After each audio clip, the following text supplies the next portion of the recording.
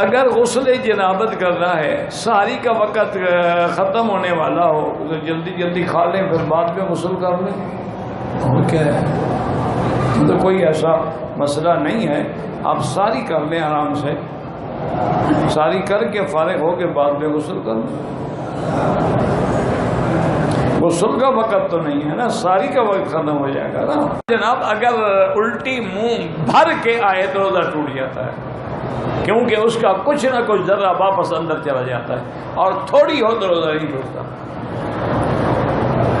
اگر ڈرپ لگوانی پڑ جائے روزہ نہیں ٹوٹتا۔ روزہ تب ٹوٹتا ہے جب منہ سے، ناک سے یا نیچے سے کوئی چیز معدے میں جائے۔ اگر رگ سے جا رہی ہے تو کوئی حرج نہیں، چاہے گلوکوز بھی لگوا لیں۔ ٹیکا لگوانے سے بھی روزہ نہیں ٹوٹتا، چاہے وہ ٹیکا گوشت میں لگائیں، انٹرمسکولر ہو یا انٹروین ہو یا رگ میں لگائیں، روزہ نہیں ٹوٹتا۔ تم روزہ تو رکھو، بڑی پکی شے ہے، نہیں ٹوٹتا۔ اگر کوئی آدمی بیمار ہے اور رمضان المبارک کے روزے نہیں رکھ سکا ہے، میرا بھائی تو اصول یہ ہے کہ وَمَنْ كَانَ مِنْكُمْ مَرِيضًا أَوْ عَلَىٰ سَفَرٍ فَعِدَّةٌ مِّنْ أَيَّامٍ أُخَرَ۔ اللہ نے فرمایا اگر کوئی بیمار ہے یا مسافر ہے تو اس کو چاہیے کہ بعد میں وہ روزے پورے کرے، یعنی جب تندرست ہو جائے، جب ٹھیک ہو جائے تو جتنے روزے اس نے چھوڑے ہیں وہ ان کو قضا کرے۔ اب یہ ضروری نہیں ہوتا کہ قضا مسلسل کرے، کبھی ایک روزہ رکھ لیا، کبھی دو رکھ لیے، کبھی تین رکھ لیے، یعنی آرام سے وہ روزے پورے کرے۔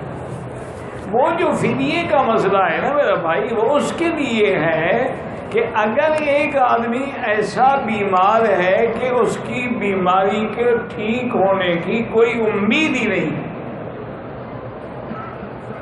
یعنی بالکل ایسی بیماری میں نعوذ باللہ مبتلا ہو گیا ہے کہ اس کی کوئی امید نہیں کہ ٹھیک ہوگا، تو اس کے لیے ہے فدیۃ طعام مسکین، ایک آدمی کے کھانے کے برابر پیسے جو ہیں وہ خیرات کر دے، یا کسی ایک آدمی کو 2 وقت کا کھانا کھلا دے، یعنی یا تو غریب کو کھانا کھلا دے۔ اچھا، بعض علماء نے کہا یہ بھی جائز ہے کہ مثلاً اس نے 10 مسکینوں کو اکٹھا کھانا کھلا دیا، 20 کو کھلا دیا، یہ بھی جائز ہے۔ تو یہ ان لیے ہے کہ جن کو بیماری سے ٹھیک ہونے کی امید ہی نہ رہے۔ بعض بیماریاں ایسی ہیں، اللہ معاف کرے، اللہ معاف کرے، کسی کو کینسر ہو گیا ہے، کسی کو ٹی بی ہو گئی ہے، کسی کو فالج ہو گیا ہے، کوئی نعوذ باللہ بیچارہ بے ہوش کومے میں پڑا ہوا ہے، تو اس کے ورثاء جو ہے وہ فدیہ ادا کرے۔